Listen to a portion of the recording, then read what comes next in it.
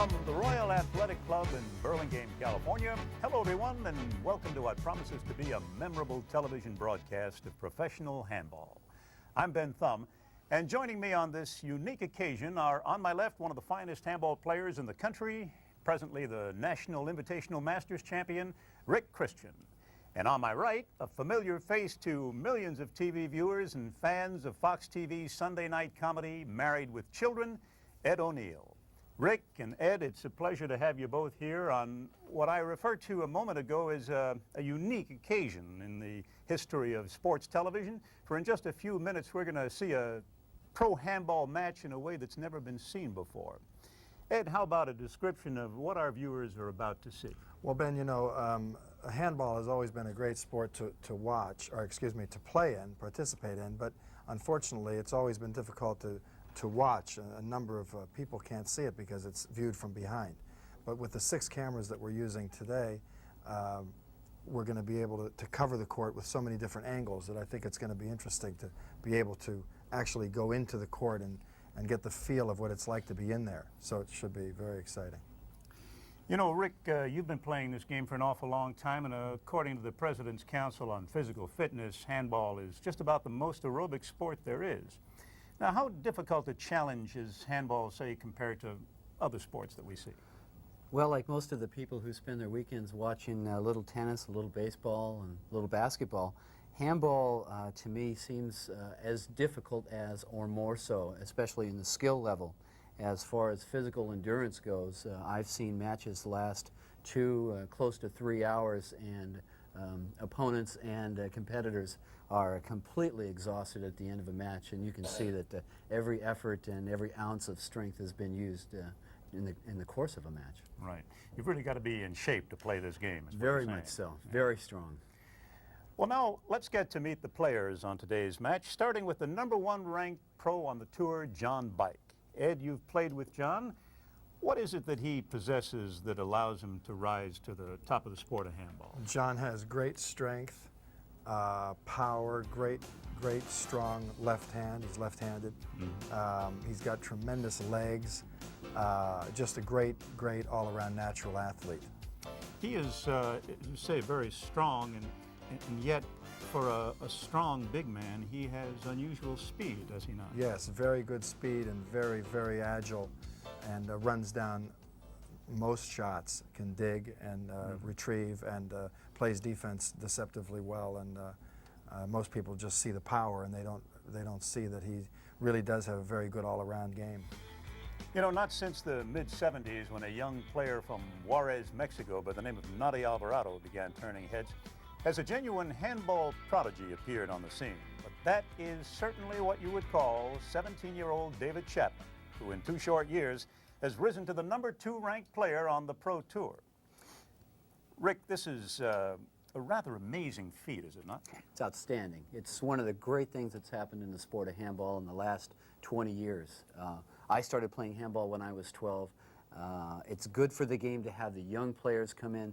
Even as early as 15 years old, 2 years ago, David was pushing some of the veteran handball players around the court with a lot of success.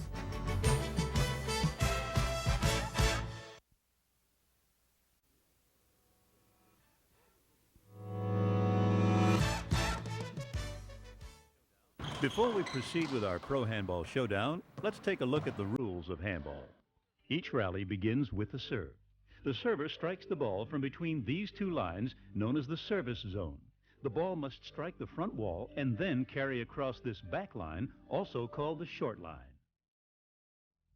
The player receiving serve must return the ball to the front wall before it bounces twice. If he fails to do so, the server has scored a point. Only the server can score a point. If the player receiving serve wins the rally, he becomes the server. This exchange is known as a side out. The most exciting play in handball is the kill shot. When perfectly hit, the kill shot can't be returned. It strikes the front wall as close to the floor as possible. It's also the riskiest shot to hit because the margin of error is so small. Another common return is the ceiling shot. Whereas the kill shot is designed to end a rally, the ceiling shot keeps the ball in play. Because of the way the shot is angled, an opponent must move to deep court to return it. It's also very difficult to hit a kill shot when your opponent has hit a well-placed ceiling shot. Remember, to win a handball match, a player must win 2 out of 3 games. The first 2 games are played to 21 points. If a third game, called a tiebreaker, is necessary, that game is played to 11 points.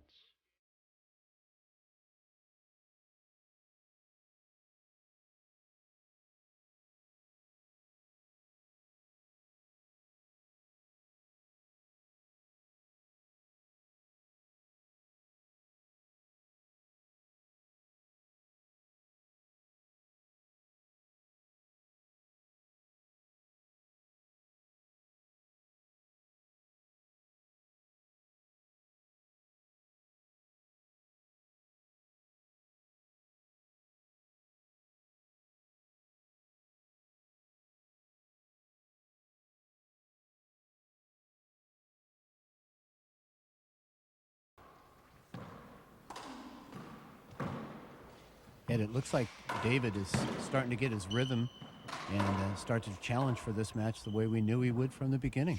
Yeah, he's starting to move John around a little bit more. Beautiful kill shot. That's beautiful. He's off balance, but yet he still feels he's got the ability to flatten the ball, even though David was in front of him.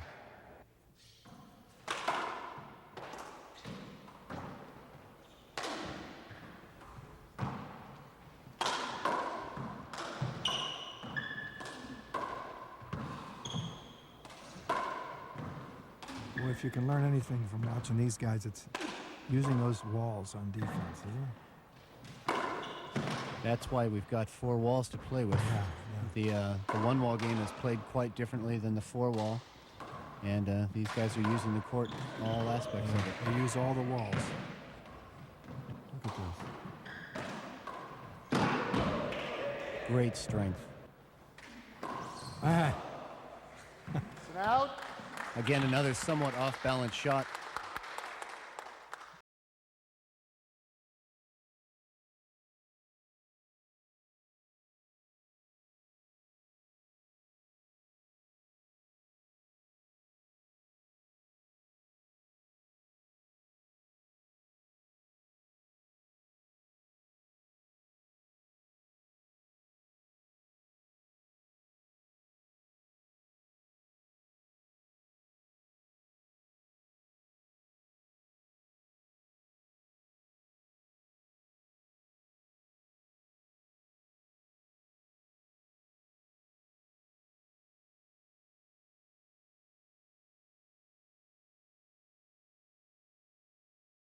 Points.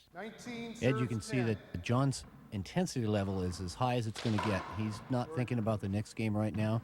He wants to get this over with as quickly as possible, get the win in the bag, and go for the next game. Right, he wants to close it out,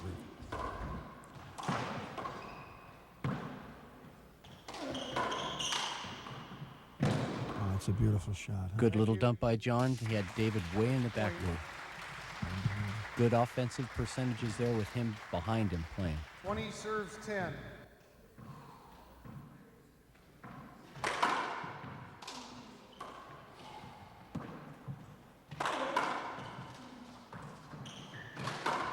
Perfect pass shot. Beautiful. Perfect pass shot. And that's the game.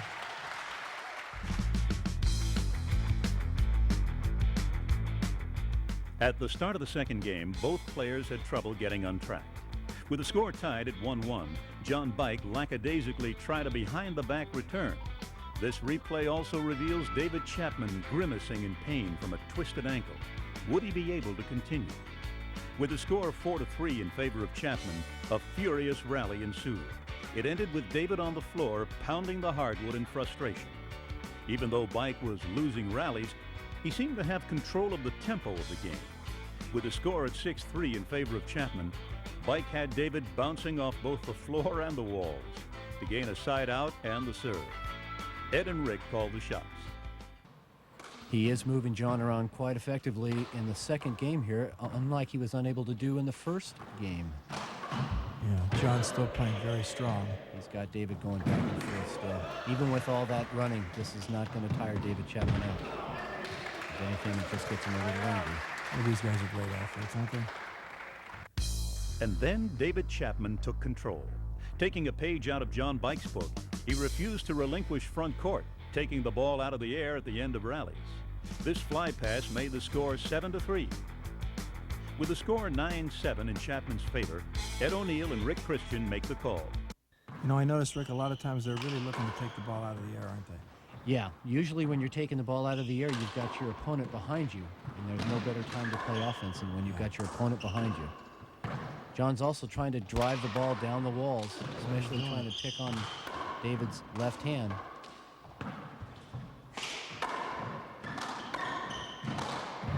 Nice shot by John. He's off balance there, with the foot in the air, but I've seen him make that 100 times. After a timeout, Chapman continued to roll. A flat kill made the score 10-7. Another rollout in the right corner made it 11-7.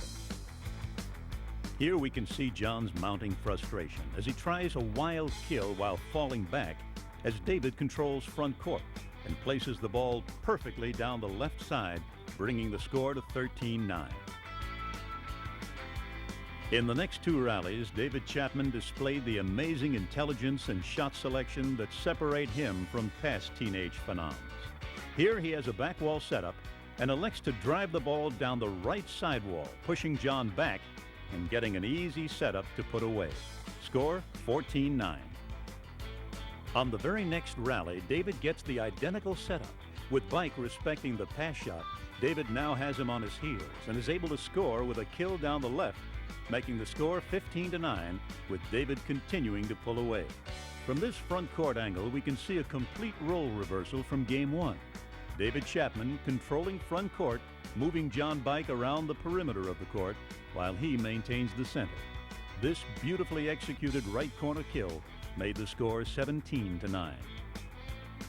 Finally, with this flat back wall kill, David Chapman won the second game 21-9 and earned the right to serve first in the tiebreaker.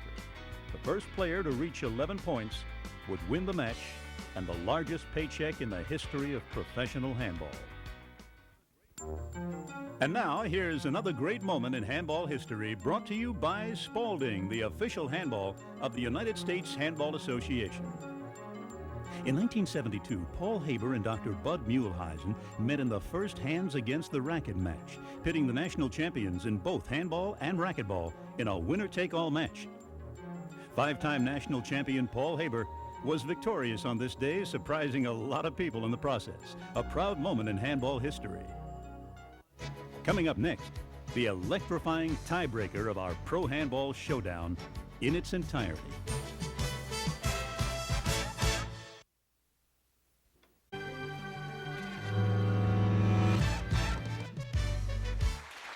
Here we go, guys. This is for all the marbles.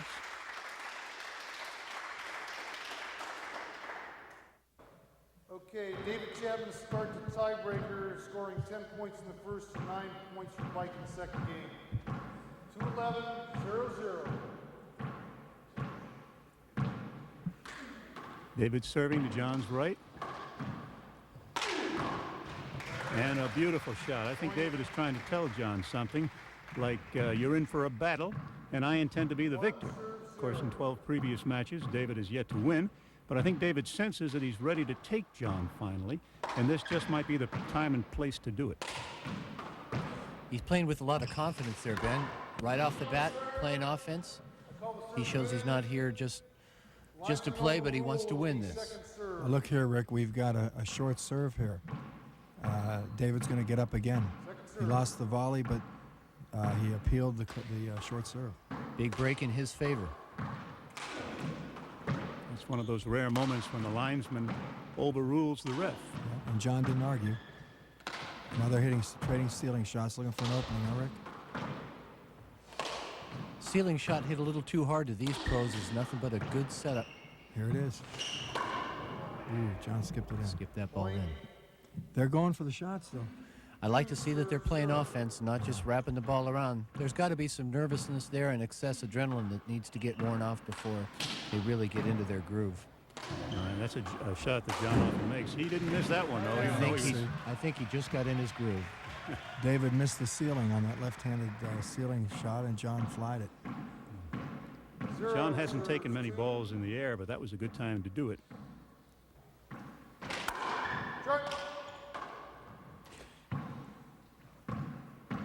We were saying, Rick, that John's first serve's not getting in. He's having trouble getting that first serve over, and that's putting yourself in a big hole. Similar to a tennis player having to play off his second serve. Yeah. You can see it here. John's off balance and still able to hit a hard driving pass. And then he's caught on his heels, backpedaling, and he buries the ball for a point.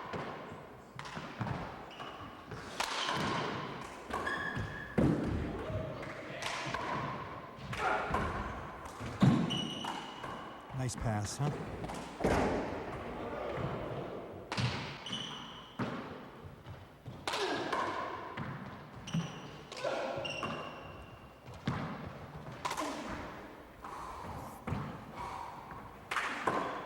It's like a four-dimensional chess game. Moving them around. John missed a big setup. John's missed a few of those setups in this tiebreaker. I'm wondering if that's a reflection of his physical tiredness or what. Could be his legs. They've been playing hard.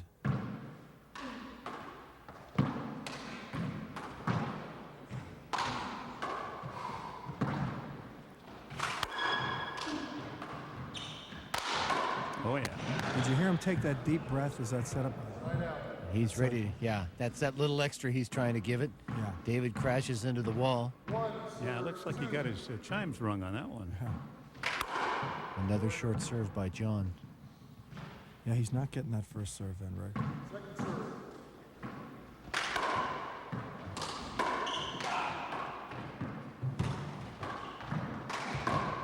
Oh, what a shot. That was a good reaction, a good reflex, because David had him jammed a little bit on that reverse. Did he hit it? Yeah, Went yes, over he the did. ball? Yeah. Brought that ball right into his waist.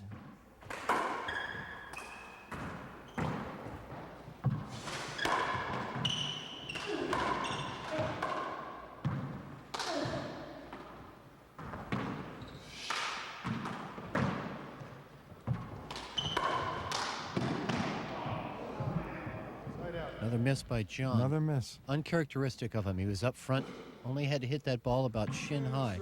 With David behind him, he wouldn't have been able to get that. Bad break for John. That's John's third skip ball in this tiebreaker that we're barely into.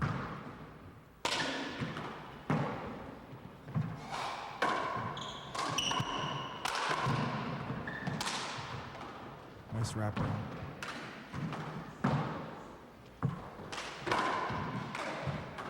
Good drive. Here's a fat one. Beautiful. Boy, he's got strong left hand, isn't he? Just such a powerful left. Look at that. Tremendous power. Strongest in the game. That's as well placed a shot as we've witnessed in this entire match.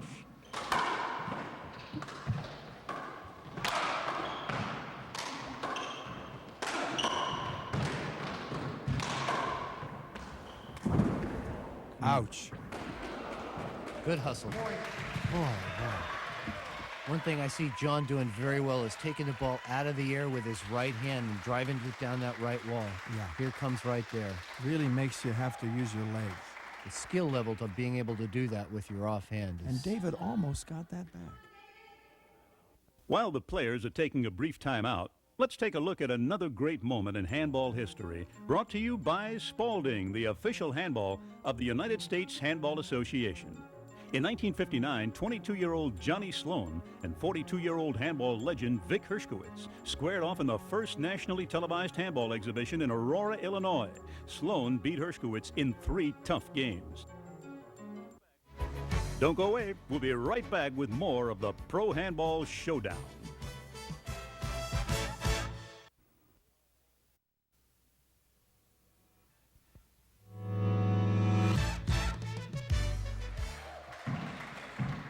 Back, but I don't know that he should have gone for it. I think an older player, a more experienced player, would have just let it go by. I would have just waved at it. You're playing for this kind of pride and this kind of money. You go after every ball possible. There's be plenty of time tomorrow to be tired and sore. Speaking of money, we should mention that this is the largest purse in the history of pro handball for a single match. The winner will take home $5,000 today. Loser, $2,500. Is he going to get a hinder on that, or they call point? I think that ball was down, Ed. Yes, I am. Good call by referee Steinberg, I believe. Yeah. Close, though. 4 serves. That was close. As with Chapman, you know, he gets a lot.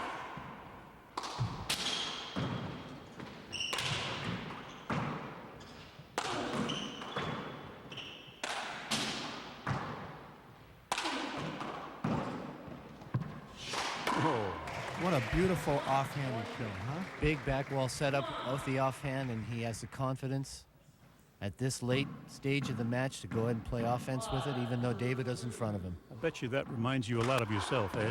An offhanded kill shot. Huh? Now don't be cute, Ben.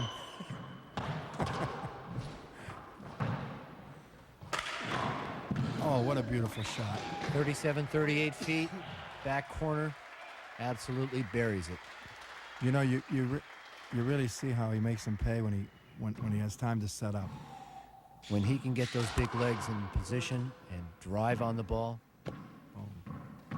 second to none. John's got out to a nice, comfortable lead here. He'd like to keep pushing now, wouldn't he? He doesn't want to let anything can happen in these tiebreakers. Just like that. Boy, oh boy. Notice there where you see the pro players. David, that ball's clearly on the far left side of the court, yet David turns the ball around, paints himself into the left side wall, and plays right-hand offense as often as possible. People have accused you of doing that, Rick. I have been known to do that, yes. If you had my left, you'd do the same thing, Ed. Well, I wish I had your left.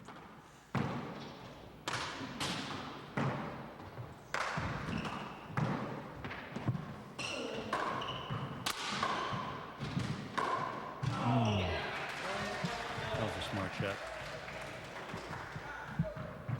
David seemed to read that little hook that John had on it, put it right in the corner. Filled it on his knees.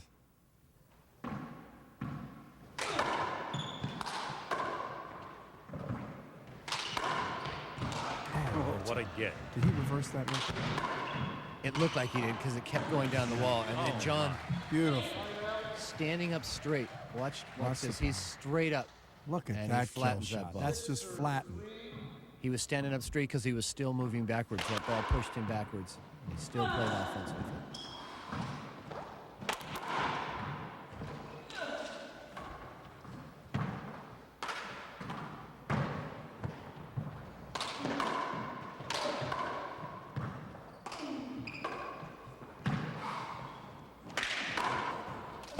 That's a great get. Unbelievable. That ball was by him. Unbelievable. He's so tenacious.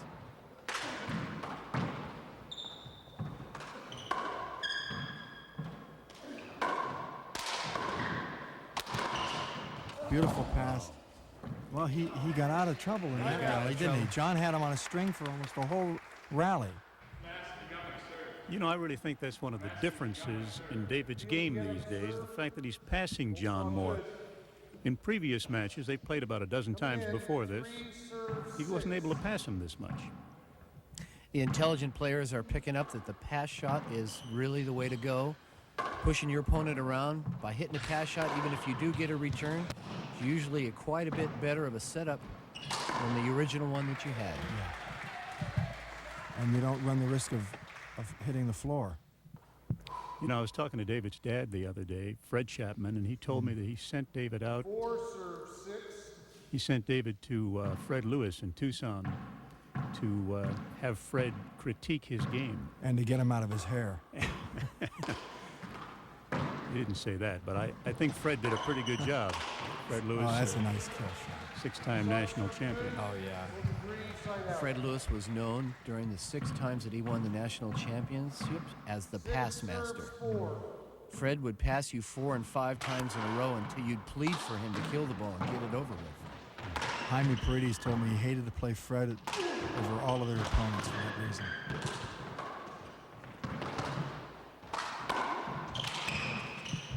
That's a hinder, isn't it? Was it a hinder? I don't think so. The ball was was that a down point? far enough, and John didn't seem to argue it. Mm-hmm. That's As another if- close one, isn't it? Yeah. We're going to take a timeout as the players tend to that wet floor, so let's take a look at another handball history highlight.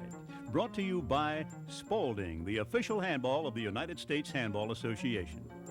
There was a full crowd on hand for the 1964 National Championships in St. Louis, Missouri.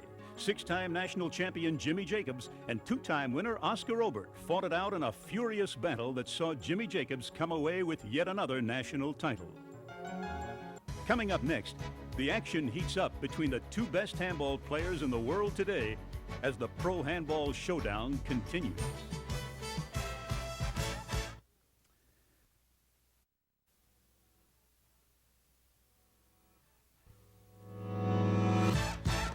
And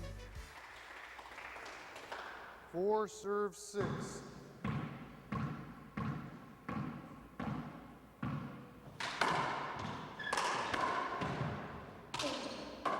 Boy, David has an educated left, doesn't he? I think that's a good way of putting it, Ed. He doesn't score a tremendous amount of points with it, but it never gets him in trouble. No, he doesn't. He really knows how to get out of trouble with it. But he blew that one there. He looked like he was off balance when he hit that right into the right corner. You rarely see him miss a shot like that. Yeah.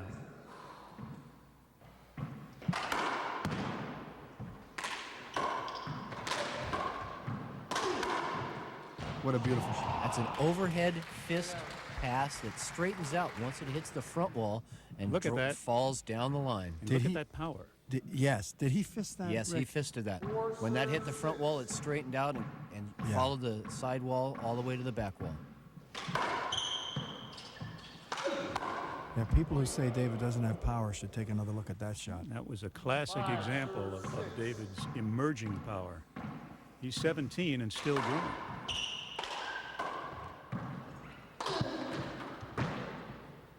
In David's early times of starting to make his way up the pro ranks, some of the sentiment was go ahead and crowd him a little bit. If he hits you, he's not going to hurt you that much, and you might take a shot away from him. Nobody's standing in front of him anymore. No.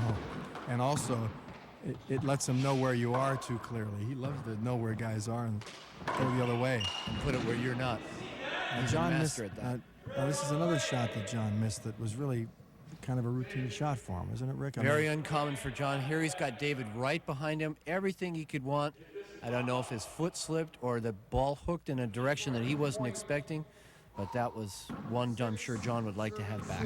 I think he may have hit a wet spot there, Rick. maybe so.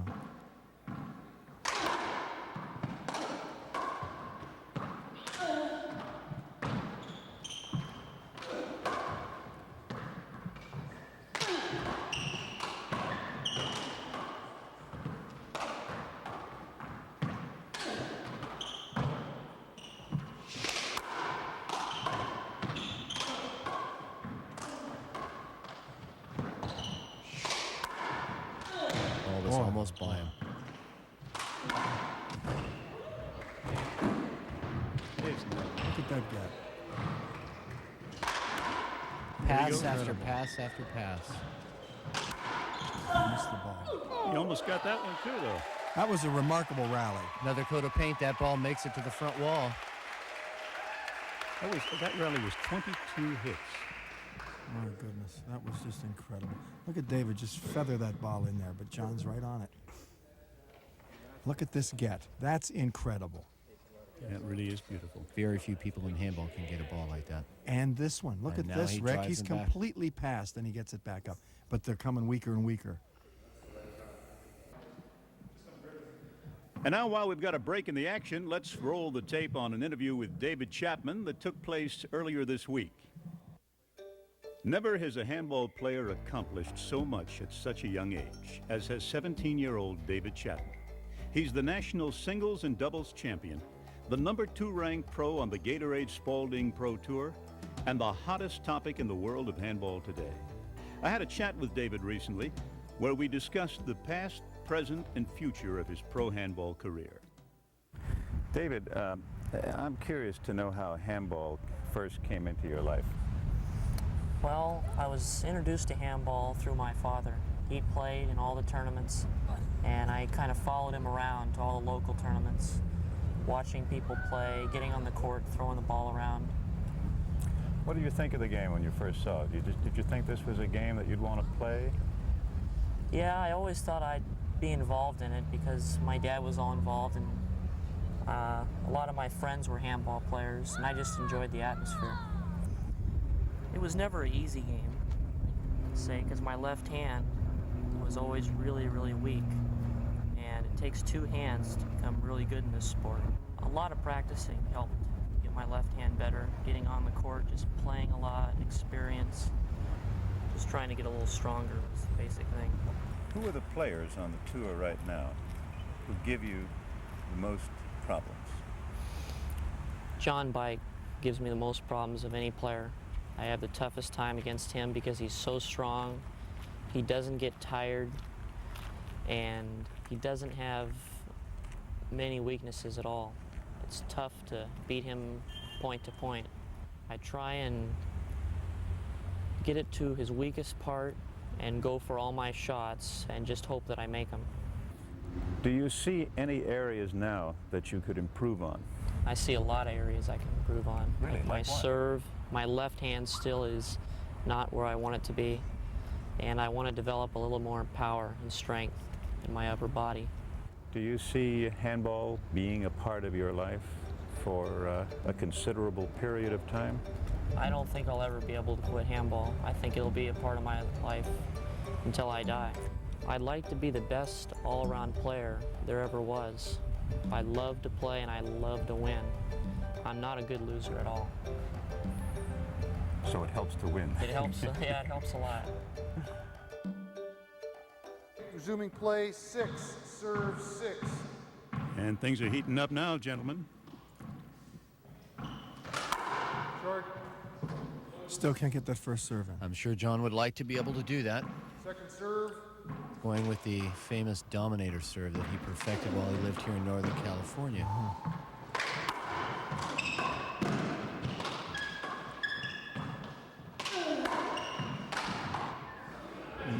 That's another missed shot. right out, He took that from pretty high up off the fence there, didn't he? Six. That's one of his favorite shots, isn't it, Rick? That's the 1 out of 100 that you're going to see him miss.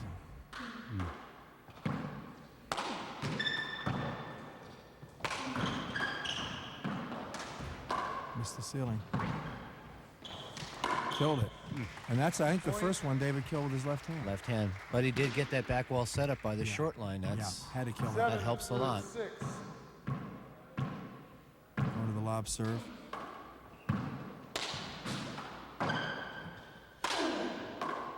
The thing that amazes me about David's lob serve in this game is how often he's used it and how John has not decided to take the lob out of the air, but he lets it bounce. There's a great shot. Right out, John positioning his feet. He sees he's got David to his left. Oh, boy. 6, Didn't want to serve hit too 7. big of a hook there. He would have hooked it into the wall and it would have come up. So he took a little off. Short ball, second serve,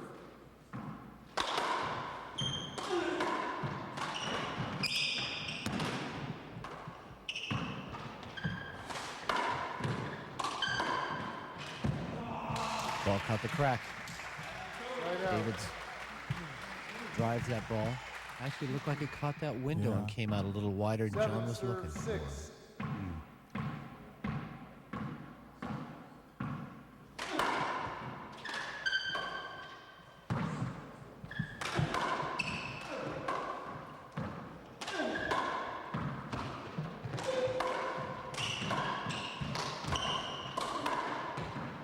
Beautiful pass. Beautiful pass. One after another, and then he killed it.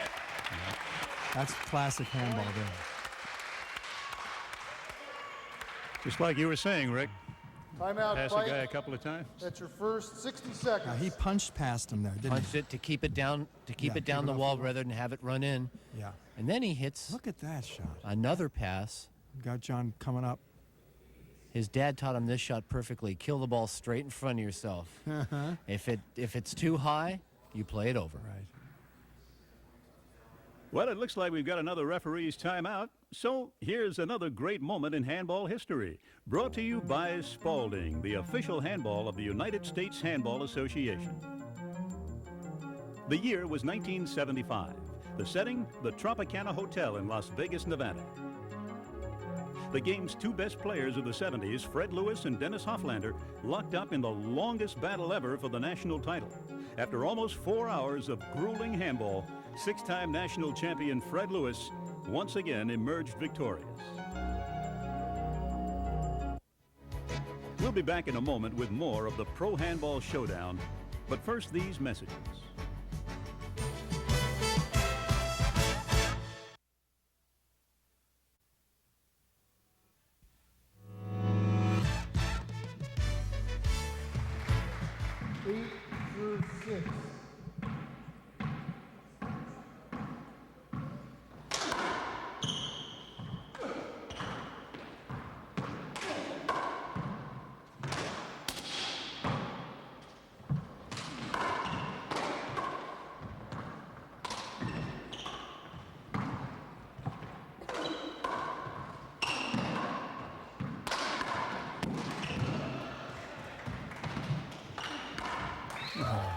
That's remarkable.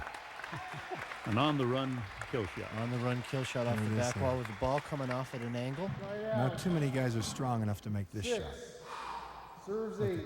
And he hits the crack to finish it out. Great strength. God, look how he bends over on that serve. It's almost a timeout for him. Eddie's sitting there thinking about, what am I going to do with this serve? Rather than just hit the ball and put it in play. Oh, that was a good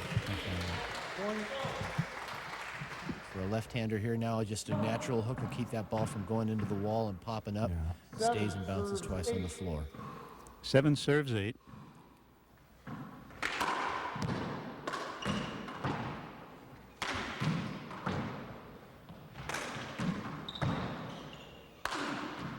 in that defensive game.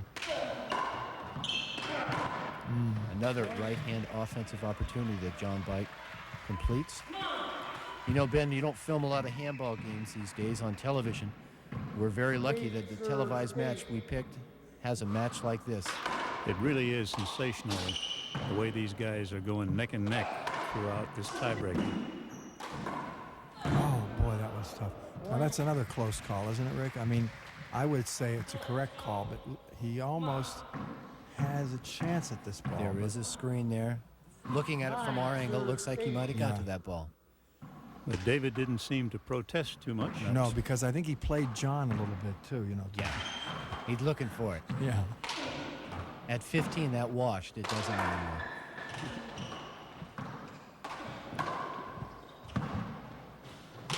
And I think this is also a reflection of how evenly these two guys are matched now, the closeness of this game. Set up. 8 serves 9.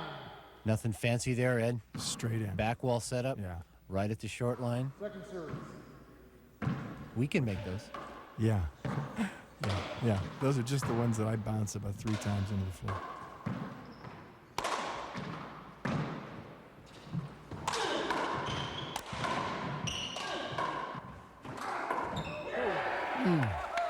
There's another example of a shot that a lot of guys can't make. Nobody on the run. Ed, nobody else in handball makes that shot. He's airborne here. He's falling backwards, and he has enough to hit that ball with a lot of velocity. Well, now, Rick, I have hit that shot myself a time or two in the past. Pardon me. I hate to. Well, there are two guys in handball who can hit that shot. Got that. Ed O'Neill and going John for Bike. us. I thought he got that ball. Again, the sportsmanship, a big part of our game. Well, while they're taking care of that wet floor, it's time for another handball history highlight brought to you by Spalding, the official handball of the United States Handball Association. Nati Alvarado is probably the greatest handball player who ever lived. His nickname was El Gato, the cat, and for 15 years, he stalked the professional handball circuit with remarkable grace and power. From 1976 to 1990, Nati Alvarado won 11 national singles titles and more professional handball tournaments than any handball player in the history of the game. Coming up next, the exciting grand finale of the Pro Handball Showdown.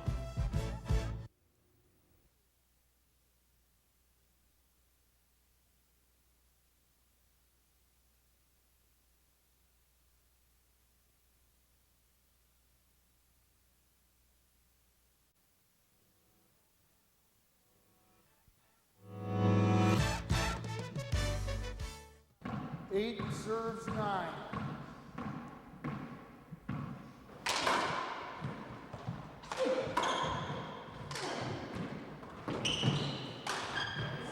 Very uncharacteristic miss for John. Standing straight up in the air, Rick, Yeah. look. After all those, it kind of hugged that wall a little tighter than he probably thought, but still, that's, again, that's the 1 in 100 that you're going to see John miss. Right. See, he didn't bend like he usually does. He'd really like to take that point over if David would let him.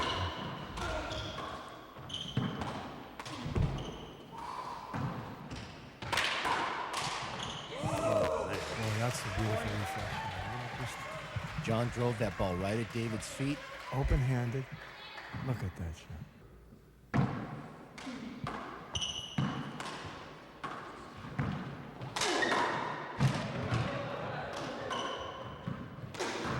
I love how they use those walls to just keep going around when they don't have when they're on defense. When they're on defense, you see they're keeping their opponent at the 38, 39-foot mark. Yeah. Very difficult to play offense back there.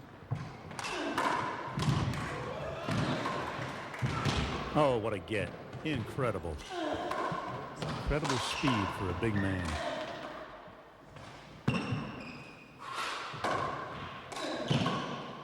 He's got the back wall. Oh, what a great shot. John needed that shot, and David gave it to him. That was a fat one. You just saw one of the best volleys in handball. See David coming up behind his shot. Look at John, how quickly he turns around. On the floor to the left, now Look at on the this floor to catch. the right. Look at that. And That's he gets incredible. He gets it back with enough power to drive David all the way back to the back wall. Here again, John with his offhand, playing conservative, playing defense with it to get that big left hand on it. And going right into the right corner. Replay, 9 serves 10.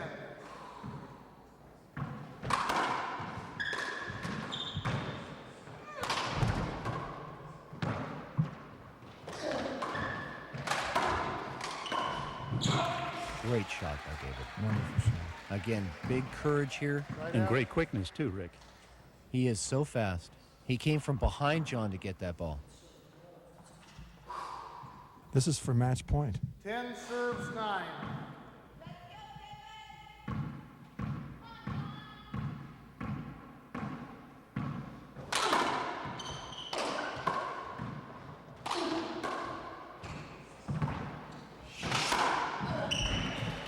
Beautiful pass. Look at the power with that left hand. I think you said it before, Rick. There's rarely been a player in handball history who hits a ball as hard as John Bike. Very true. Just not getting that first serve in like he'd like to. That was about 4 inches short of an ace for a 10-10 tie. He's going to have to earn it the hard way. John has got to score here. There's 10-10. Boy, he does. You willed it to him, Ben. Wow. 10-10 and tiebreaker. Doesn't get any better than this. This is suspense. 10, serving 10.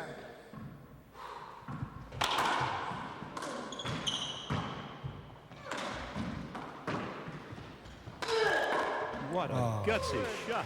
At 39 feet at 10-10 and a tiebreaker for the biggest prize money ever in handball history, David Chapman hits a ball 3 inches high from 39 feet. That's just something you don't see often. You just don't see this. Especially with the match hanging in the balance. Had he missed that shot, and the degree of difficulty is extraordinarily hard, had he missed that, that was it. That was it. That was Exactly. it. Incredible. Playing with 10-10 for the match. great confidence. Okay, resuming play. 10 serves 10.